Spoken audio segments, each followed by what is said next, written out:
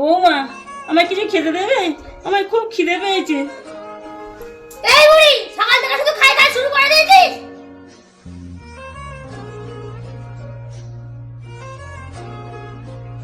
এই না বুড়ি, সামনে গেলে গেল।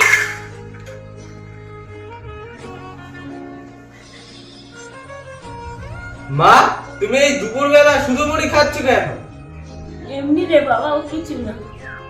দাঁড়াও মা, তুমি ওই মুড়ি খেতে হবে না দুপুরবেলা, আমি তোমার জন্য ভাত বেড়ে আনছি।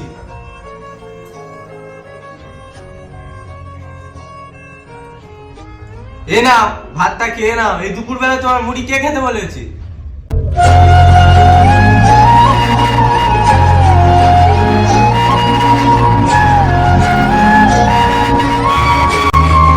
ছেলে যদি ঠিক থাকে তাদের মায়েরাও সারা জীবন ঠিকভাবে বাঁচতে পারে। হ্যাঁ, এটাই বাস্তব।